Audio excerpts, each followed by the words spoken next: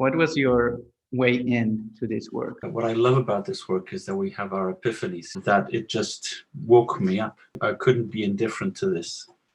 I had to commit to trying to change the world. Aesthetic experience can be totally transformative. It can change your reality. ImaginAction PodCast. Creando comunità trasformative per il futuro. Social arts across borders. And the next gateway, if you like, was experiencing a workshop with Adrian Jackson, which we both know, and then becoming his kind of apprentice and leaving TIE and working in Theatr the Oppressed. So first of all, I'm a Theatr the Oppressed joker or practitioner. And doing that for many years, we worked with all kinds of oppression. And we were working day in, day out with people. You just feel sometimes it's a theatre of helplessness, you know, or the theatre of the depressed. It would often happen, and I guess that's where the second gateway happened, which was experiencing the work of Enrique Vargas, a Colombian theatre anthropologist based in Barcelona, with a company called Teatros de los Sentidos. And he kind of provided another mode of theatre that just blew me away. And then the next opportunity I had, I wanted to do that, but with an applied kind of ethic to it. So that's where Sensory Labyrinth Theatre, I mean, maybe I've jumped ahead, but that's where Sensory Labyrinth Theatre came from, as a kind of need to balance the theatre of the oppressed and the kind of dwelling on the oppressions to, I wouldn't say it's not utopia, but a kind of something that works on a different level. Looking back at your work and all this continuing evolution of the work, what is guiding you? What are the principles of your work that are guiding you in this process? Okay. Principles that guide me.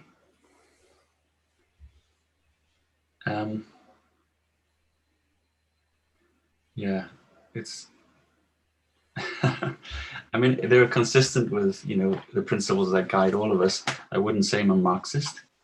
I went to a school established by somebody called Jiddu Krishnamurti, who is I don't know what you call him, a teacher, a thinker. But he developed what's called teachings. Most people kind of come to Krishnamurti through a Van Morrison album called No Guru, No Teacher. So he was somebody who didn't follow Krishnamurti, but was influenced by him. So Krishnamurti was very much about awareness in the moment, what's happening right now. And theatre became for me a gateway for that, to be able to explore with people. I love working with people and exploring together what this experience of being alive is at that most basic level. You know, politics is there, politics is happening. But my argument for, and this comes to Theatre the Oppressed as well, is that, you know, doing Theatre the Oppressed, doing form theatre is the revolution. Creating that stage where people come together and what I call kind of like the large human collider, you know, the large Hadron Collider in Geneva smashes these particles together and releases subparticles, and they study quantum effects. Now, I believe this very strongly. It's not, we can use it as a metaphor, but theatre is a large human collider.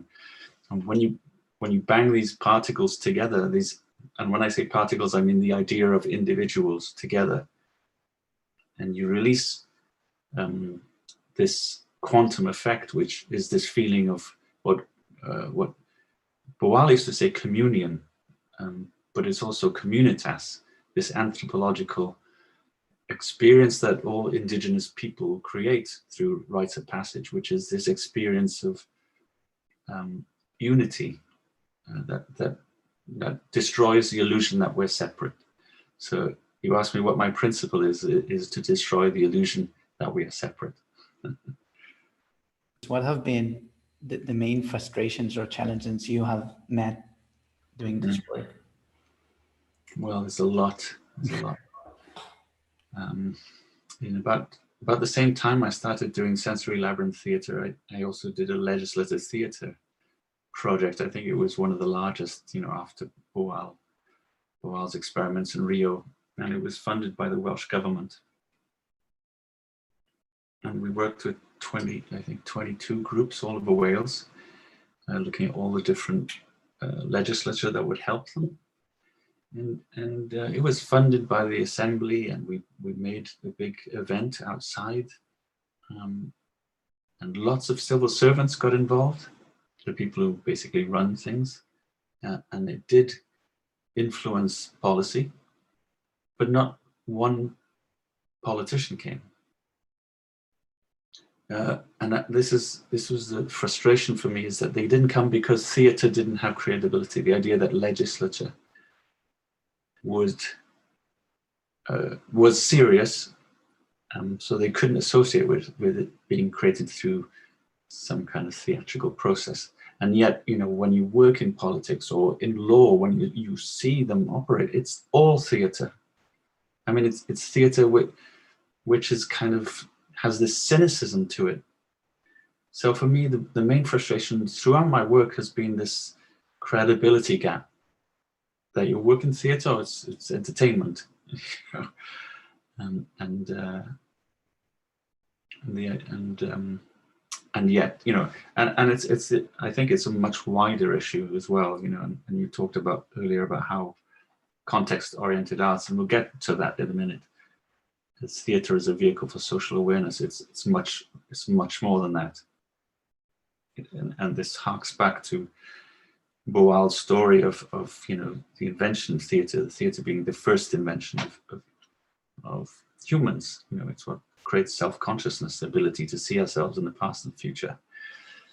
And he kind of, it's interesting to wonder to what extent that was a metaphor for him, or actually, how serious can we take that metaphor? Isn't it actually possible that consciousness at the level we're working with is theatre?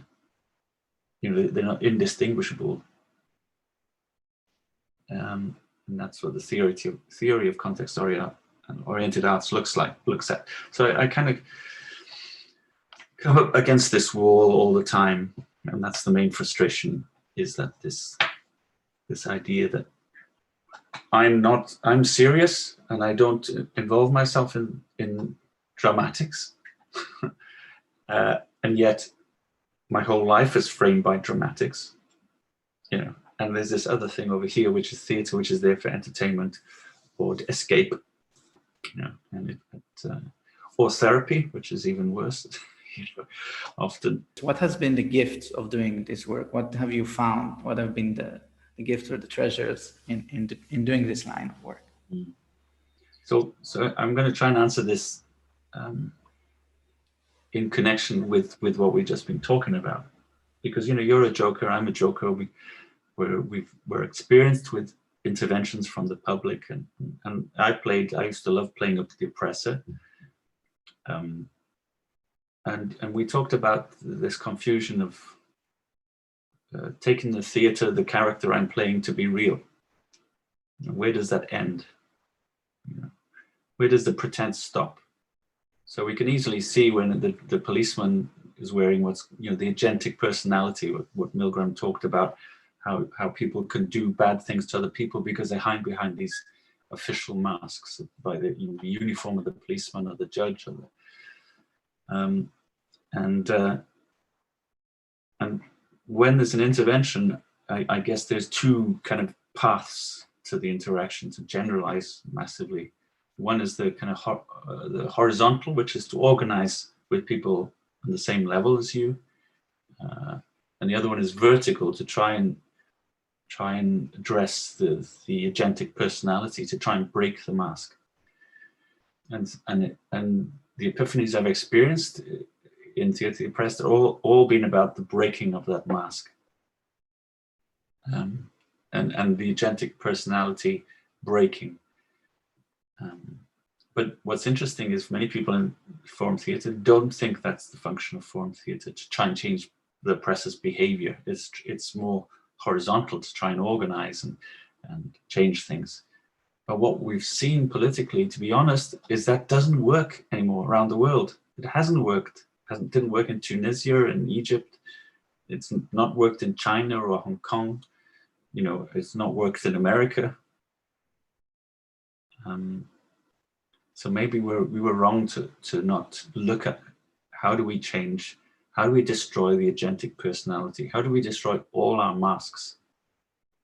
And that's, for me, what theatre is about. And the gift for me is being able to break a lot of masks that I had, and to go to places of, I don't want to say wisdom, but places of a depth with people, not by myself meditating in a cave, but working with people to arrive at places which went beyond time and space, and led to profound changes for us all, you know, engaged in that. I feel very, very, very blessed I had this guy who worked for Coca-Cola, or Pepsi was, in the Balkans, and he only was dragged along to see a Sensory Labyrinth because his wife used to work with me. And he went in his posh suit through this labyrinth, and you know, he's top executive. And he came out in the end and said, you are blessed to share such information.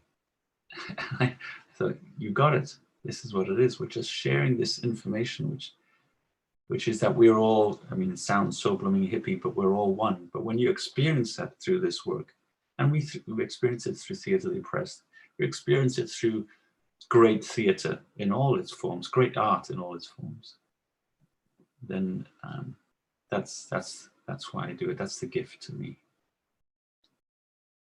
Thinking about someone that is just starting this path, and you know, it could be even you when you were starting it, or someone right now, what advice would you give to someone starting this adventure now?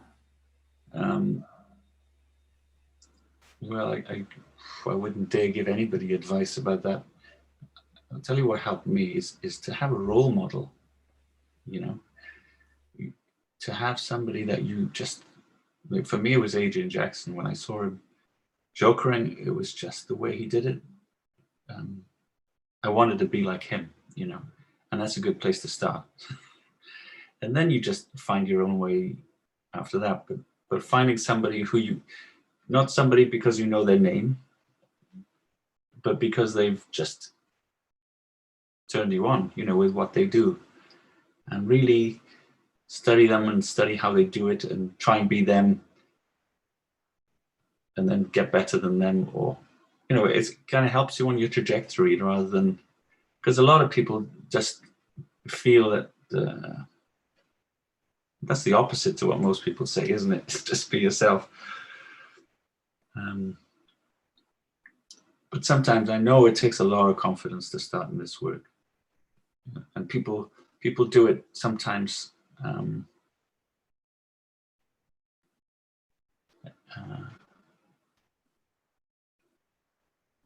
And well, how can I say this? It's fine to make mistakes, is basically what I'm saying. You just start, you know. I made some huge mistakes. I mean, one of the first Theatre of the Oppressed workshops I did, people ended up in hospital fighting, you know. So, but if you see somebody who inspires you, often you end up feeling that this is what you have to do. This is very muddled. This sounds sorry. Yeah, it sounds very practical, actually, and you know, I connected with what, you know, you brought before, you know, this illusion that we're individuals, and you know, I think as interesting is the declaration that you said, that is very common, you know, be yourself, which is, you know. You know, we can, but at the same time, it's, you know, it celebrates at some level, we can say, being authentic, but at the same time, it celebrates you know, be different, be separated somehow. And I like this, like be connected. And I also hear something around mentoring, which is one of the things that we are trying to create with ImaginAction. And it has been for me, like for me, meeting Hector and working with him in such a, you know, it has been, you know, I was doing theater, the press before, but it was bringing something else. And it's really not about necessarily just being like him. Mm. But there is something there that is a relationship and an understanding that is cultivated, and is a sort of exchange, which sometimes it's being like and sometimes it's contrasting. Yeah. So but it yeah it you know yeah, so the idea with the mentor, that is not a teacher that is, you know, knows everything, but Oh. it's someone more ahead in the road than you. Yeah. You know that. Yeah, find somebody that inspires you and work with them. I guess that's the way I would say it. Next set of question is about now and looking from the now. And I know that you have an exercise that is about going to the now also. And the first question is what are you busy with right now? What makes you, you know, what are you busy with? Well, yeah, we talked just before we started recording about the project I'm developing. There's a lot, you know, because of the pandemic, there's a lot going online, you know, like we are now talking. And a lot of my work at the moment is teaching online. I teach mindfulness. We never got to that, but it doesn't matter. But I teach teachers mindfulness in schools. And I'm also developing curricula to teach mindfulness more creatively than the current curricula. But we also have this other counter will, if you like, which is to get away from the screen, and how can we work with digital means to orient attention towards the moment off the screen. Kind of sounds counterintuitive, but I'm kind of curious about augmented reality, in the way that Pokemon game got people out, you know, to look for things and lost and in places. I know that it's the case that people found dead bodies because they went to these locations that nobody'd been to in years looking for a Pokemon, you know. But that kind of idea of getting people in the streets searching, and yeah, the phone is their guide, the smartphone is their guide, but what it connects them to is a kind of social history of their square mile, which maybe they weren't aware of, but which is also really powerfully transformative for them. It's creating a new relationship, not through a screen, but to reality, to the sense of place. So that's one of the things I'm doing. The other thing I'm doing, so when you work in Sensory Labyrinth Theatre, your consciousness starts to change. And you start to enter what I think is called, in Taoism is called Wu Wei. You know, it's kind of this sense of flow. And it's not constant, you know, it's kind of, if you work in the labyrinth a lot, when you come out, you're still there, you're still in this sense of flow. And I was curious about what would a political structure look like, which supported this sense of flow. And I came up with a concept called Hreocracy, which is rule by flow. And I've been trying to theorize about that and describe it. So that's my theoretical aspect. It hasn't manifested in anything concrete at the moment, but you know, it is linked to some ideas. I want to connect it to the next question is about how can social arts support humanity in this moment of transition? Okay. I think the way the future is going, you know, the world is being divided into content creators and content consumers.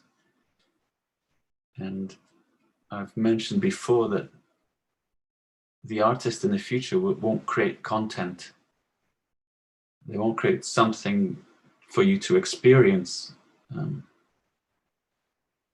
They'll create context. So those are context is this elusive thing, which is, you know, who is experiencing this right now. You know, there's an observer, then there's the observed. So we're observing each other, but there is something that is doing the observing. So context is orienting towards inquiring, having that curiosity to explore who is this person experiencing this? What is experiencing this? And that's the function of context-oriented art, is to, if you like, fall awake to this miracle of being alive, is one way of saying it, but at a more subtle level, it's actually trying to pull back and connect with who we really are. So a lot of our efforts to change society has come with a kind of political will, often from the left, or a moral or ethical will. But I think, and when we talk about the context of social awareness, it's often awareness of these ethics, you know, of, for instance, at the basis of it is the golden rule, you know, which is treat others as I want to be treated myself, you know, and that's the basis of all religions, really, in some ways. But it hasn't worked. And you know, we can see it hasn't worked. It isn't working. So when I talk about awareness, I talk about awareness of this implicate order, if you like, this thing that is beneath everything, which is this benevolence and this oneness. And we can only experience that through some transformative experiences using theatre. When you experience that, compassion is spontaneous, it emerges, and it's a natural property. And I think that's the step that we need to take, is turn our theatre, this large human collider, into a way that we can work to create the communitas, the sense of oneness, which is not a moral platform or a theory, but a lived experience. So you have the infrastructure of the society that dictates that we shouldn't be compassionate to each other. But what if we created a parallel infrastructure where we work with the people most available to do this, who are the refugees, the homeless, the asylum seekers, the people who are excluded by society. Let's create our own society modeled on these things. And it does happen spontaneously all the time, every day. But with digital technology, how can we connect that? I wouldn't even say organize it, because the moment you start organizing it, then a whole bunch of other stuff comes. But just connecting it, and I love this word affordance, which means making it affordable to people, not financially, but just in terms of their attention and their awareness. And in my ideal world, and the parallel infrastructure just becomes so populated and so powerful and energized that people just discard their cars and their houses and they just move to this other way of living, which is a constant festival.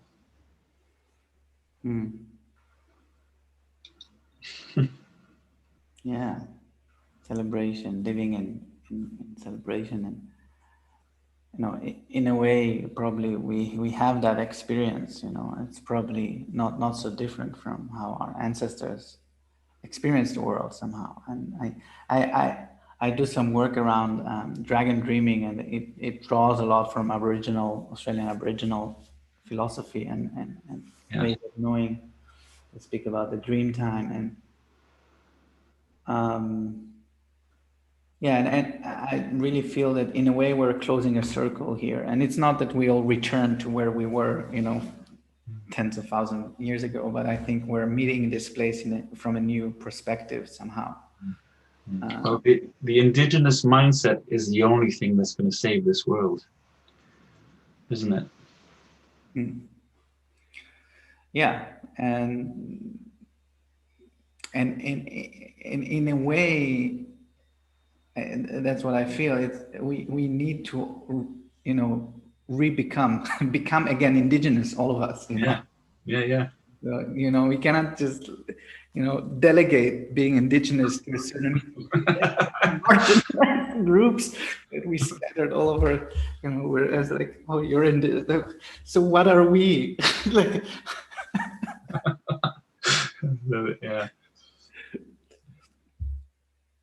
yeah.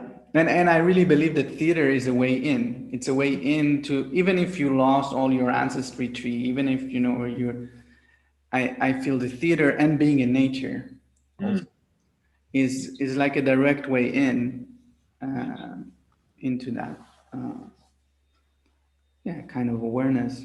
Then it's hard to maintain somehow, mostly because there's a lot of pressure from the structures, which we might call oppressions, but the way things are structured. So the next set of questions is really about this network, and this network of social arts across social artists across borders. And what would you like to receive or give in a network like that? What do you see as a benefit, or something you would like to give or receive in an exchange in such a network? Well, I love working with people. I just love people.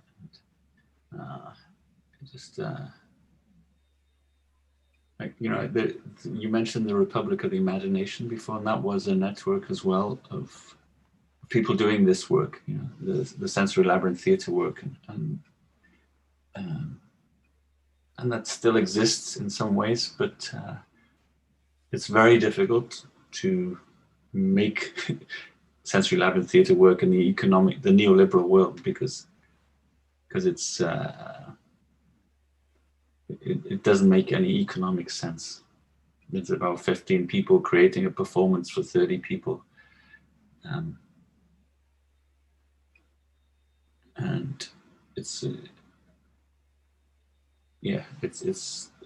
senselessly taxing on your energy to be performing for maybe like 12 hours a day in this place with people coming through, and you give everything. You give everything, but you receive everything too.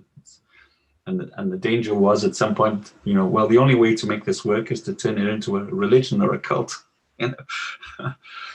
So that's definitely not a route I wanted to take. But how do you make the work viable? I think those practical questions, the practice, we thrive on sharing it, I think. But it's that, how do you make this practical is something I think we could talk more about in the network, because I've been trying for years and I still have to do other work to find. Neoliberalism, we have this atomization of our strategies we don't want to share sometimes. And I see that a lot in these kind of networks, that, we don't share the way we make this work, Maybe we'll find out we all have private income somewhere, and but how can we make it more of it's the affordance thing, basically. How can we work together to organize to create an affordance for people to do this? So it's an issue of diversity, equity, and inclusion, isn't it, as well? Crediamo che l'immaginazione. Building transformative communities for future. Nosotros creemos que la imaginación es el derecho universal. Podcast d'Imagination. We believe imagination is our universal right and regeneration is our collective responsibility.